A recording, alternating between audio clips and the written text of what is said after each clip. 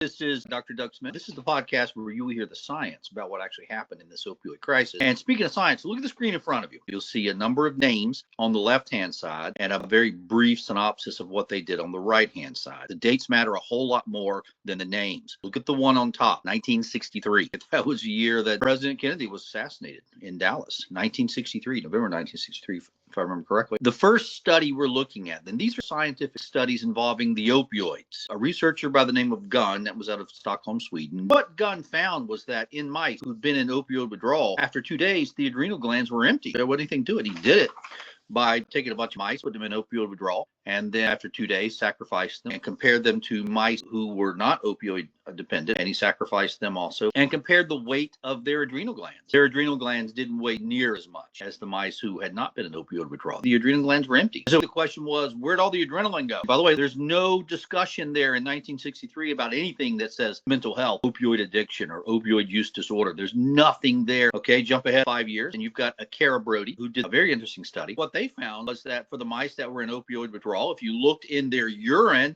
hey, guess what? We found the adrenaline. So Gunn said, hey, the adrenal glands are empty. Where'd all the adrenaline go? And a Cara Brody came up 5 years later and said, here it is. We found it in the urine. And so the question is, what happened? And so now we go to Dell in 1990. And the Dell study is pivotal for us. We still rely on it heavily. The Dell study told us what we needed to know. And what Dell did was kind of the same thing, put the mice into withdrawal, but he had built a little operating room. And when he put the mice into withdrawal, he opened up their bellies, had little voltmeters hooked up on the nerves, and actually could measure nerve activity in different areas of the body. So he put the little mice to sleep, opened up their bellies, hooked up the wires to the nerves, got everything ready. Then when everything was ready, immediately put the mice into opioid withdrawal using Narcan, naloxone. And lo and behold, 400% increase in sympathetic nerve activity. In other words, the sympathetic nerve that the voltmeter was hooked up to went haywire. There it is, folks. That's science. That's everything you need to know. In other words, when he put the little mouse into opioid withdrawal, the nerve controlling the organ lost control of the organ. In opioid withdrawal, you lose control of your heart rate. You lose control of your bowels, your sweat gland, your hair follicles. Well, you didn't realize it, but you also lost control of your adrenal glands because what's happening is a dysfunction in the nervous system. You're losing control of the nerves controlling the organs. That's what opioid withdrawal is. How do we know that? Because Dell showed us in 1990. Is this just my opinion? No, this is not my opinion.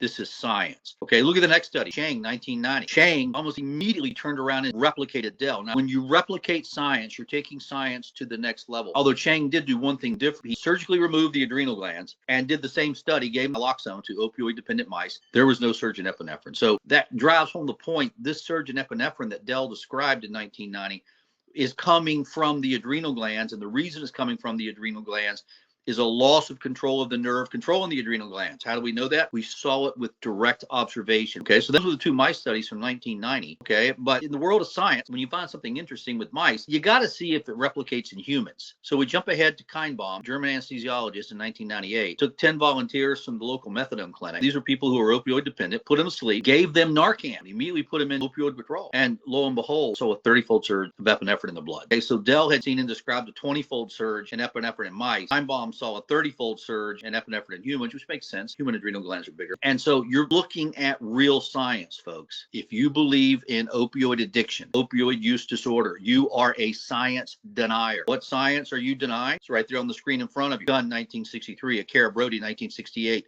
Dell, 1990, Chang, 1990, Kienbaum, 1998. If you believe in the mental health fairy tale of opioid addiction, opioid use disorder, you are denying science. When you deny science, bad things happen. What kind of bad things? Well, we got 5 million dead in this country because people deny the science that is on the screen right there in front of you. Now, we're not done looking at science. We're going to look at science every day on this podcast. We want our people to be the most educated about the opioids, what you were told about opioid addiction, opioid use disorder. It is a fairy tale that you were told. There's no science behind fairy tale, but you're free to believe anything you want. You want to believe in opioid addiction, you can believe in it. You want to believe in opioid use disorder, you can believe in it. You want to believe in unicorns, that's fine with us. You can believe in unicorns. Just know that the amount of science behind the existence of unicorns is the same amount of science that's behind the concept of opioid addiction, opioid use disorder. In other words, there is no science behind those fairy tales. There is science on your screen right there. By the way, Kienbaum was German. If you notice, after Chang 1990, there is no further investigation into this. Why? Because the purse strings for opioid research were handed to the psychiatrist in 1992. So we will hold here for today. All of our new listeners, thank you. Don't forget to post this podcast on your social media, everybody else's social media.